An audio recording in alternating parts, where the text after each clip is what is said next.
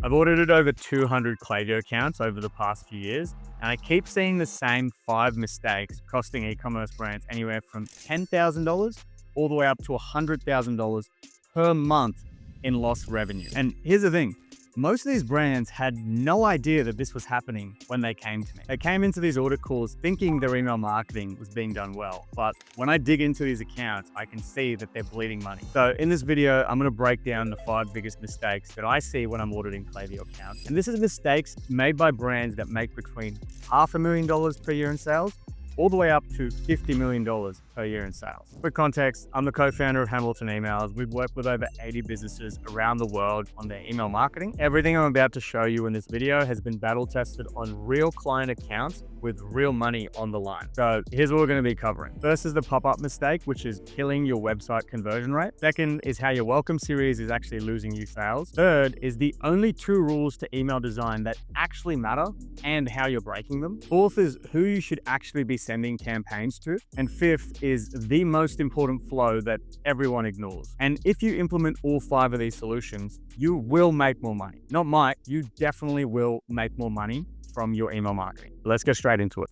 All right, so mistake number 1 is not showing the discount code in the pop-up. So every email strategy starts at the pop-up because you need people's emails to send them email marketing, obviously.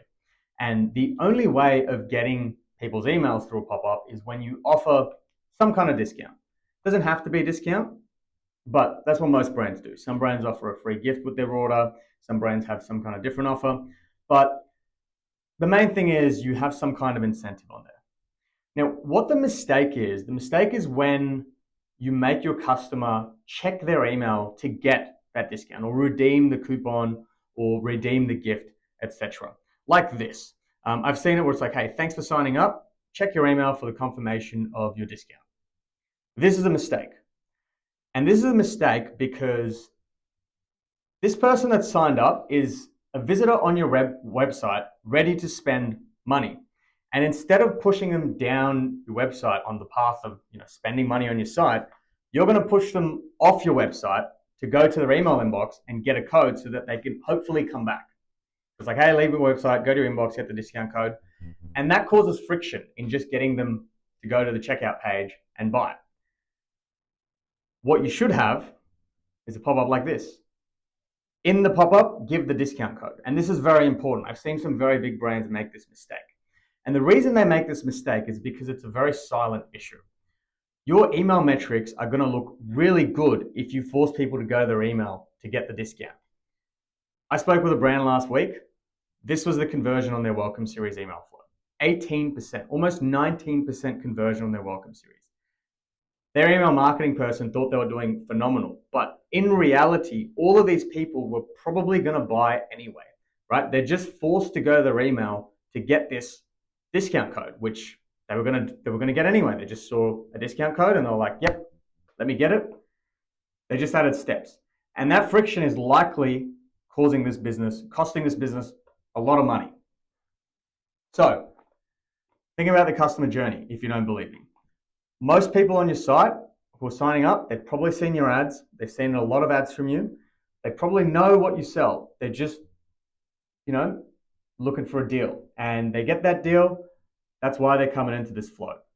So if you are not giving the discount code in the pop-up, this is what's happening. So this is when you give a discount code in the pop-up. Let's say half of your revenue comes from email marketing. If you're not giving the discount code in your pop-up, the total business pie is smaller, but your email attribution looks higher. So don't be making this mistake. Let's go to the second one. Mistake number 2 is having a welcome message that's too long.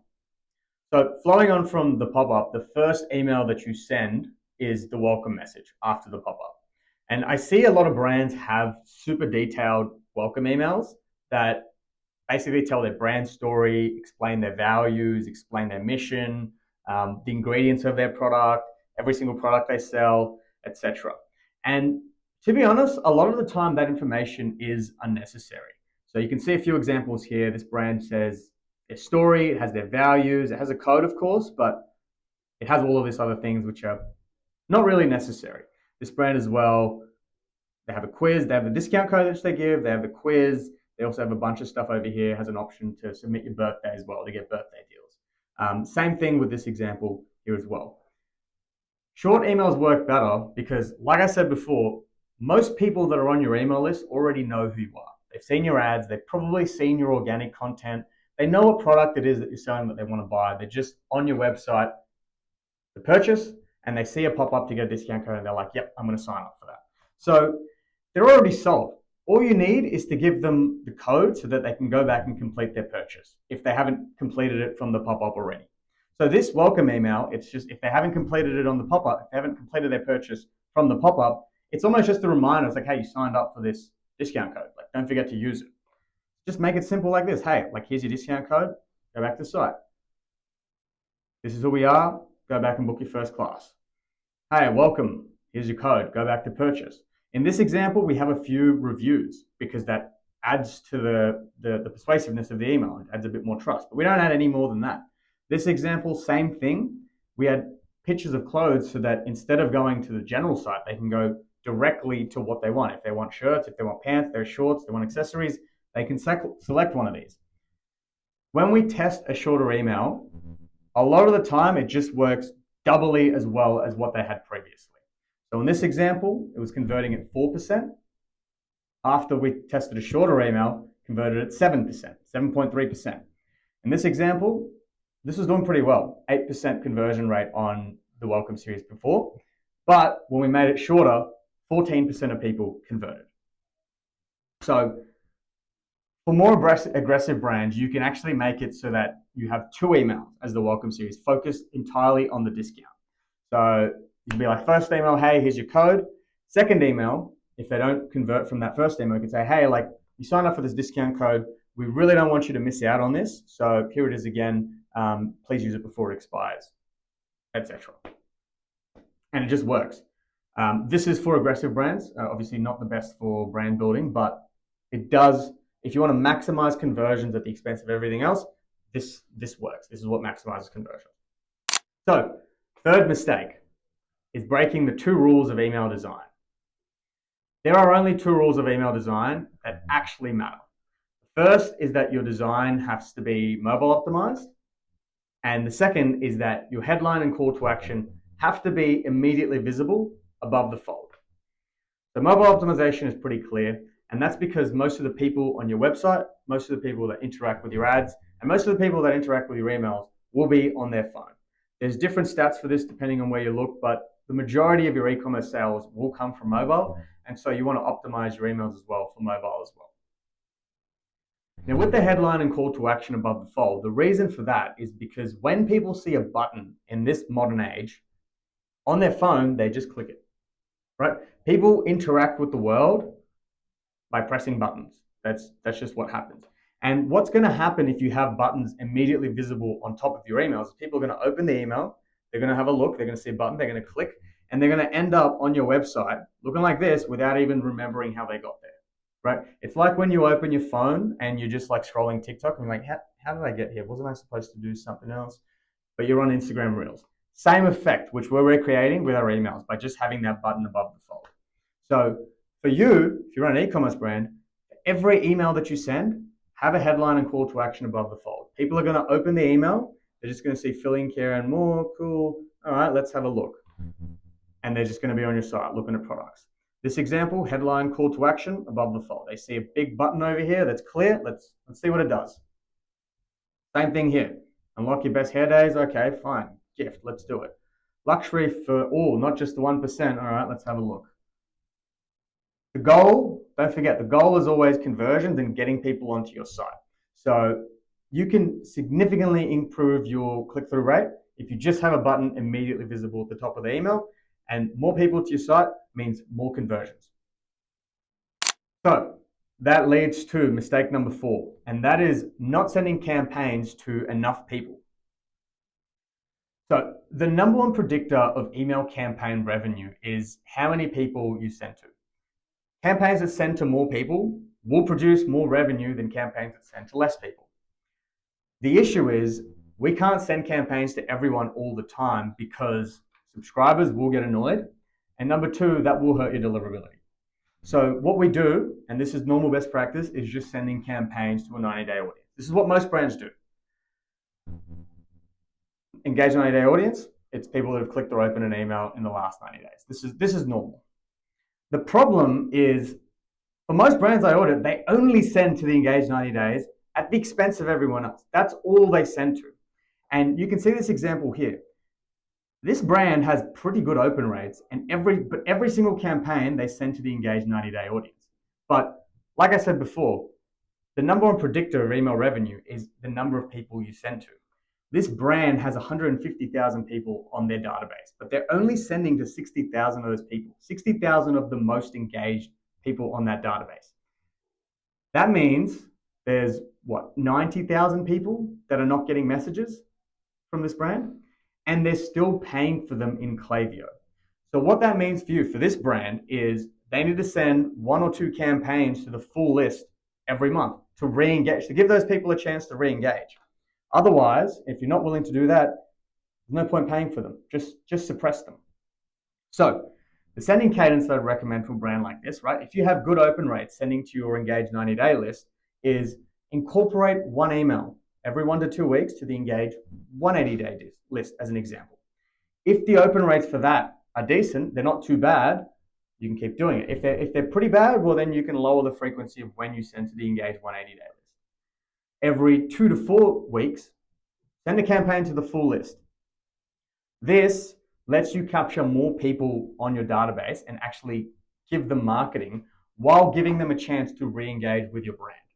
So if you think about how this looks like for a customer, if someone is engaged with your brand, in the last 90 days, they will receive, let's say, 1 to 3 campaigns per week. If they're not in that segment, well, then they'll get an email every 1 to 2 weeks. If they haven't engaged in the last 6 months, well, then they'll get an email every month. But they're still getting emails. They're still getting some kind of marketing. But because they're less likely to engage, we hit them much less frequently, which, 1, stops them from getting annoyed, and 2, protects our deliverability.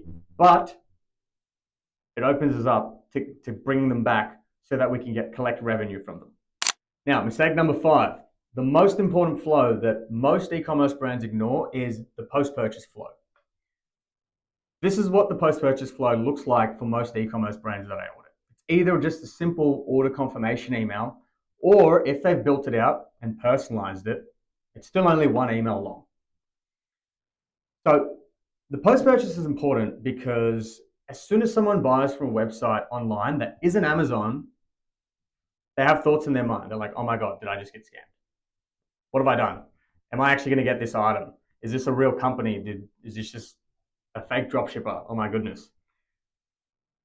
This is a very normal part of shopping online, and it's called buyer's remorse.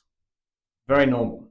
However, you as a business have to put a stop to these thoughts immediately, and you can do that in your post-purchase flow by over-communicating.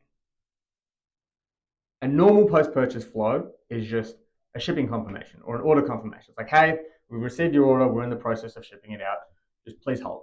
Or updates as it goes out. That's a very basic post-purchase flow. A good post-purchase flow goes above and beyond, right? It answers any frequent questions that the customer support line receives. It will give usage tips for the product. It will give care instructions. After people receive their product, and follow up and be like, hey, how did you like it? What was your experience like? For an example. Here's some examples of what a really good post-purchase emails look like. So this is, for example, if you buy some clothes, we literally send a care guide. Like, here's how you take care of it, here's how you dry it, etc. For this brand, which sells fragrances, it's like, hey, here's all you need to know to actually wear fragrances properly. Don't rub it on your wrist. Like, wear it here. Hit these spots, as an example. We're actually sending care instructions. For this brand, we set expectations, obviously, of when the product's going to arrive. But for this one, we answer frequently asked questions. Like, here's normal questions people will have. Here's the answer to them. And we did this by just looking through the common questions that are asked in the support line and answering them. Reason being, a lot of people that have questions just won't ask them. So we want to pre-solve the normal questions that we get, because this is questions that are in your customer's mind. We want to improve their experience. Now, why do we want to do that? There's a few reasons. One, it improves the customer experience overall. And if people have a better customer experience with your product or with your brand, they're more likely to come back. Number two, if we give more value in this post-purchase flow, well, then it's almost like reciprocal that we're able to be more aggressive in asking for stuff after they receive their item, after we've given them a good experience, right? We can ask for reviews a lot more aggressively. We can ask for UGCs. We can say, hey, send a photo of you using the product. Send videos as an example. We can also be so much more aggressive in getting that second sale, which is what increases lifetime value and increases our overall business's profitability. So very, very, very important. And so we've reached the end. That's the 5 biggest mistakes that I see when I'm auditing Klaviyo accounts. If you found this helpful, you can subscribe. I post helpful email marketing tutorials. And if you're a brand that does over $1 million per year in sales, you can book in a call with me below to get your own personalized audit for your business. Or if you want to work with our team. Now, why would you want to do that? Because we're an email marketing agency that's worked with over 80 businesses all around the world. We're Gold Klaviyo partners. This is some of the businesses, iconic Australian brands we've worked with. These are some publicly listed businesses that we've worked with, and these are some more e-commerce brands all around the world that we have worked with. And these are some of the results that we get for some of these businesses. We work with some very big brands. We work with brands doing anywhere over $1 million a year in sales. And my offer to you is I'm more than happy to audit your Klaviyo account completely for free, and I'll give you 5 takeaways that you can implement yourself from this audit. If it makes sense, I'll also make an offer to you, only if it makes sense, and that can be just to fix those 5 mistakes, or it can be for ongoing work on how we can help you improve performance in the long term. So if you're interested in any of that, you can click the link below, and I'll do the audit for you, and we can have a conversation. Otherwise, I'll see you in the next video.